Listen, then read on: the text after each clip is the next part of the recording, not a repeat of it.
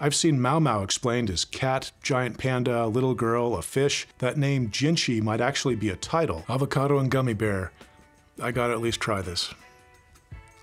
Has someone ever handed you a can of Pringles? It's like avocado and gummy bear flavored, and you think, is that even food?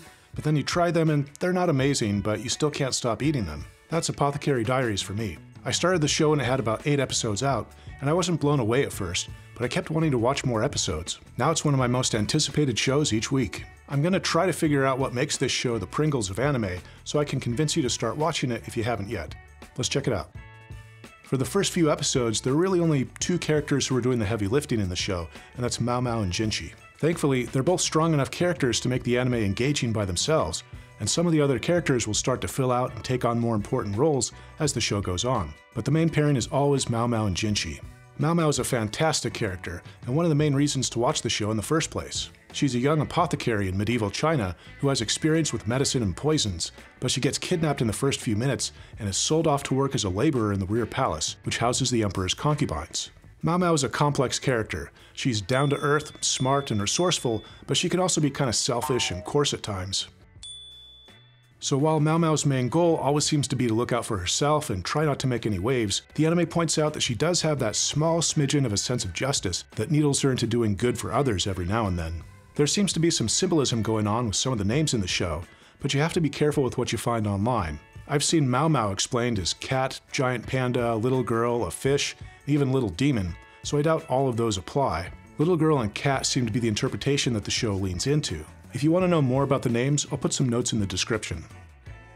Think about how disappointed you'd be if you went to a ball game and you got a hot dog, but when you bit down into it, it was just the bun and the wiener was gone.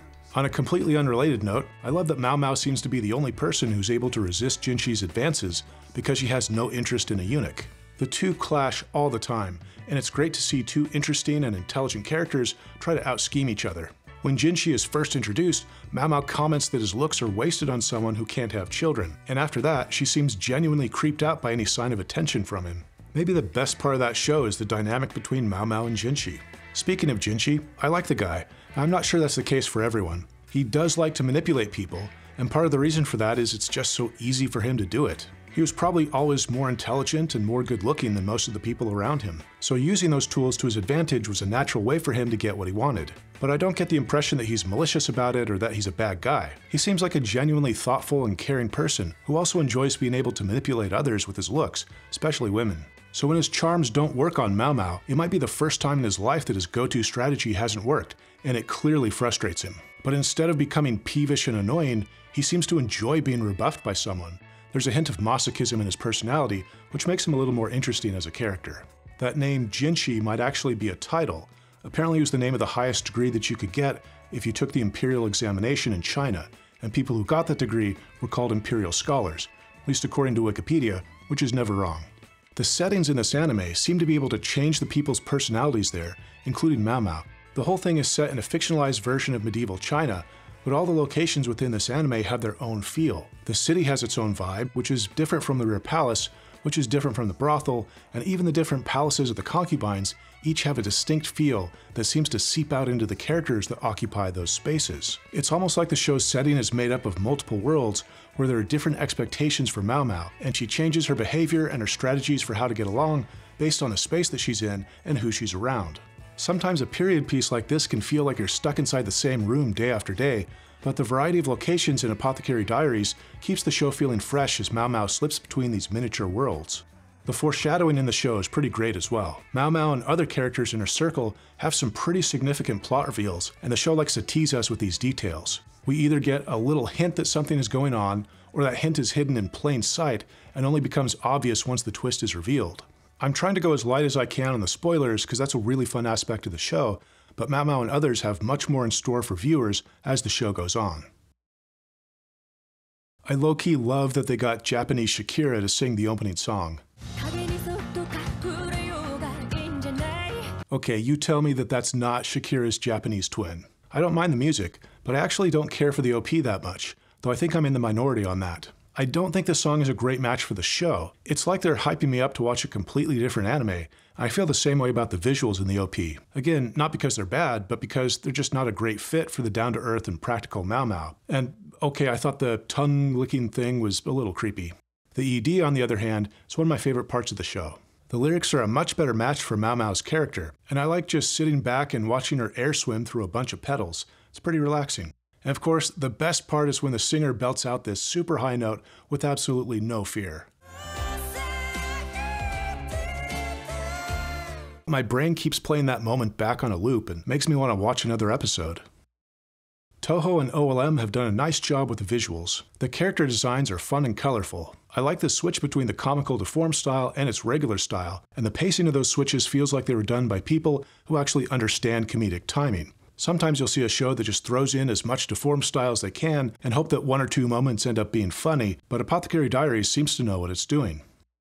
The mysteries presented often follow a similar format, where we spend some time getting to know some key characters who all have personalities and character designs that make them stand out.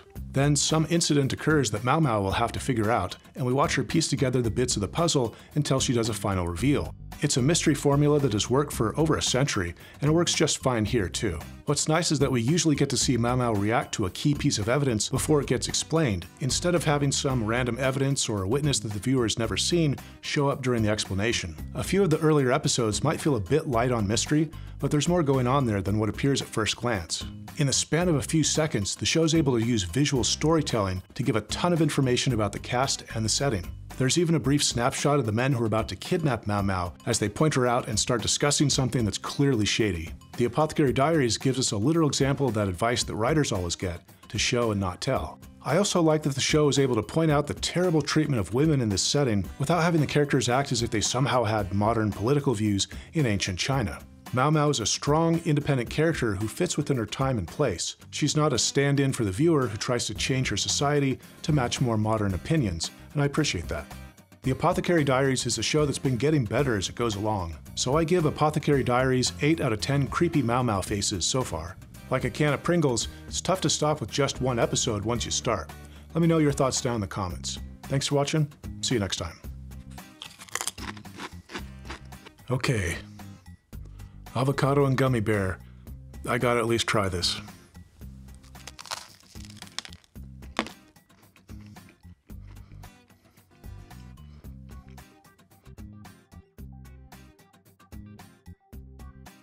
It's not great. It's not the worst thing I've ever had, but it's like if you go to a kid's birthday party and they put the kid in charge of the food. That's what this would be like.